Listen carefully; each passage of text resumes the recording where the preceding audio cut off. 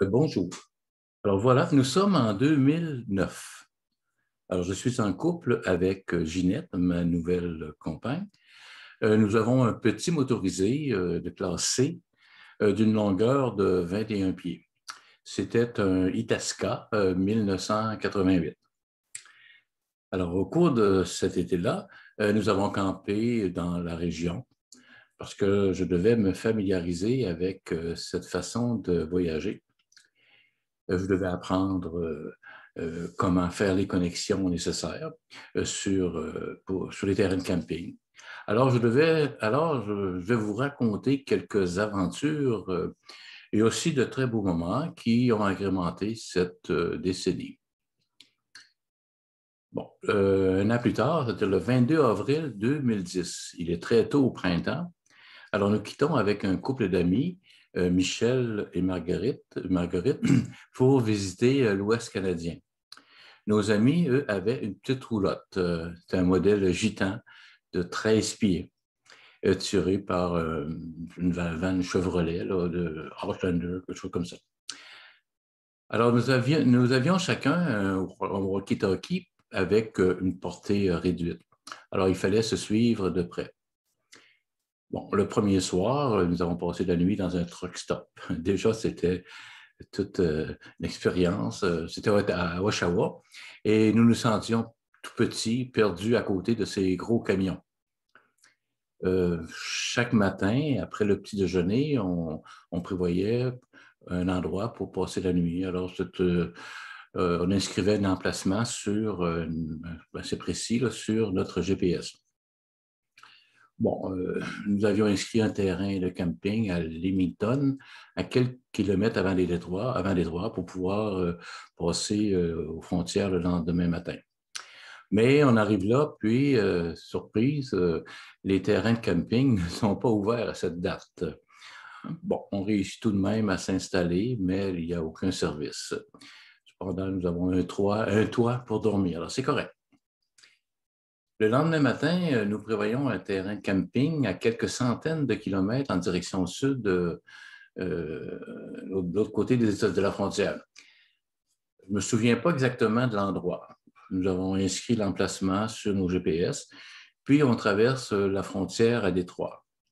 Bon, je traverse en premier et de l'autre côté, j'arrête pour attendre Michel, mais il n'est pas question, on doit circuler et puis circuler. Alors, avec un peu de nervosité, il y avait 5 routes en avant. Alors, j'ai pris la première route à droite en espérant que Michel ferait de même. Alors, aussitôt qu'il est possible de m'arrêter, je me stationne et j'attends. Bon, il était évident que Michel avait pris une autre direction parce qu'il ne nous a jamais rejoints.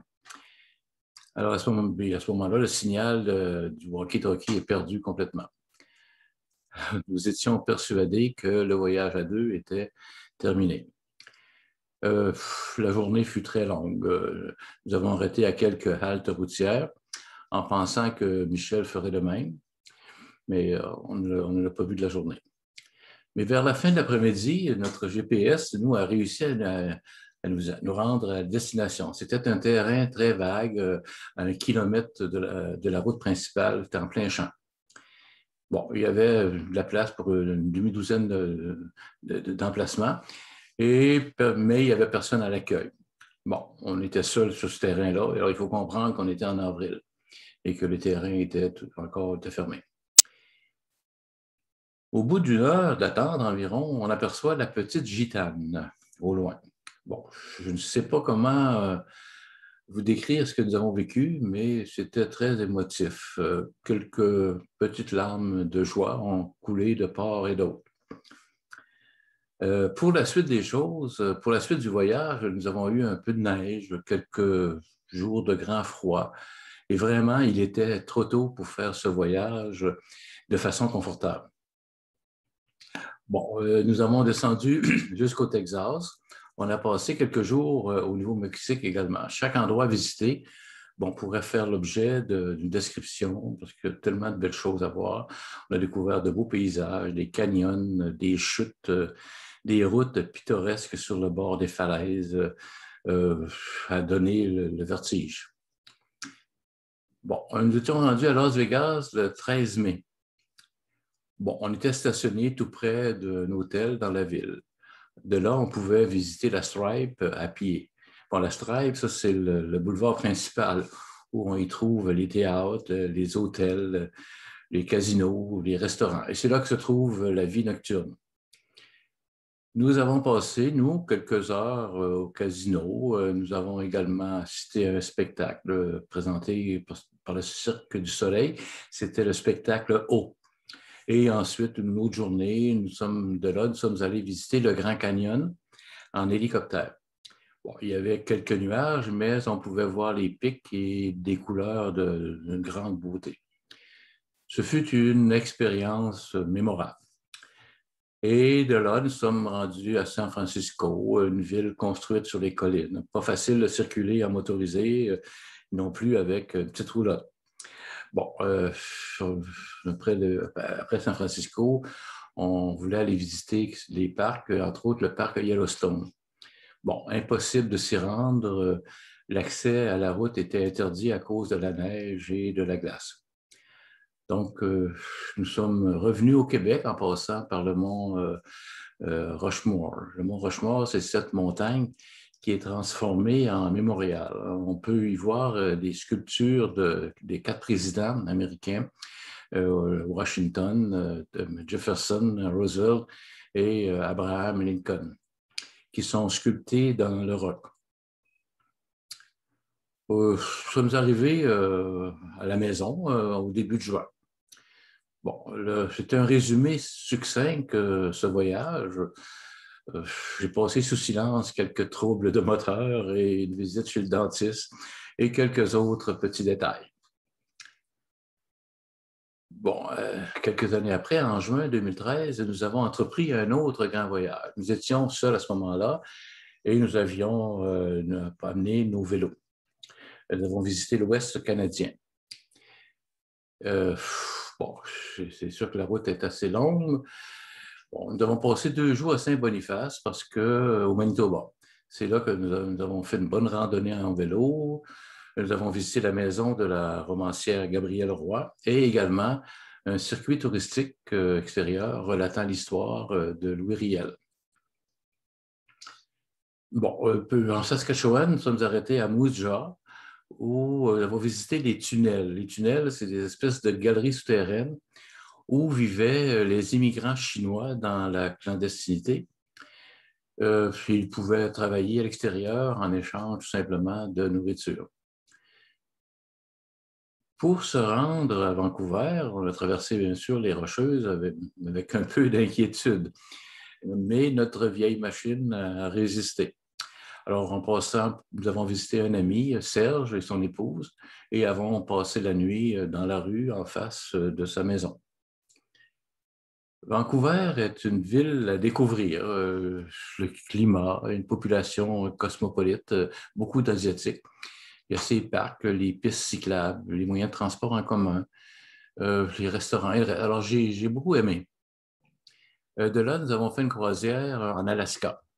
Bon, un voyage complètement différent. Les glaciers qui s'effritent sous nos yeux, visiter les reines du Père Noël. On voyait des bisons partout, un peu à quelques occasions. Puis, dans un village, il y avait une dizaine d'orignaux. Puis, alors la police nous arrêtait. Il fallait laisser les orignaux décider de qu'est-ce qu'ils allaient faire. Puis à Dawson City, nous avons participé à la recherche de pépites d'or dans la rivière de Klondike. Bon, nous avons rapporté quelques milligrammes d'or. On fait les ventes sur place. On nous avait offert une 50aine de dollars, mais nous les avons rapportés. Aussi, nous avons rencontré un jeune homme, je crois que c'était à Fairbanks. C'était un résident du lac Mégantic. Cette rencontre fut beaucoup émotive parce qu'il venait tout juste d'apprendre, et nous aussi, la tragédie qui avait fait 47 morts le 6 juillet au lac Mégantic. Nous sommes revenus en avion à Vancouver Nous avions laissé notre motorisé à l'aéroport grâce à la complicité d'un Québécois qui nous avait aidé à obtenir une place. Puis, nous avons pris la direction du Québec en passant par les États-Unis. Alors, nous en avons profité à ce moment-là pour visiter le parc Yellowstone qu'on n'avait pas pu visiter quelques années auparavant à cause de la neige puis de la glace. Tout au cours de cette décennie, nous avons visité également plusieurs régions du Québec, le Saguenay, le Lac-Saint-Jean, la Mauricie, la Laurentide, la Gaspésie.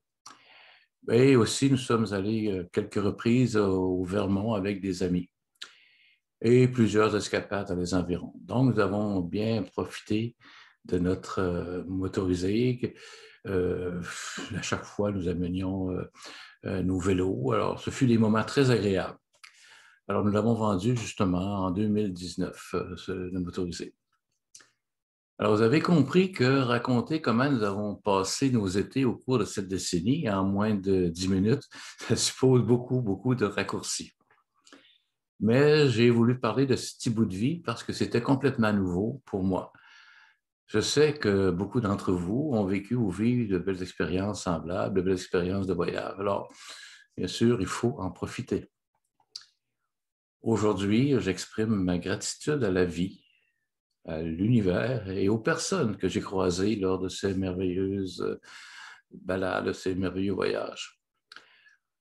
En fin de semaine, j'aurai l'occasion de vivre un événement vraiment spécial. C'est une rencontre virtuelle, un conventum virtuel avec une douzaine de collègues finissant de l'école normale en 1961, donc il y a 60 ans. Je vais en profiter pour vous raconter, mardi prochain, mon séjour à l'école normale dans les années 59-60. Alors, bonne semaine et à bientôt.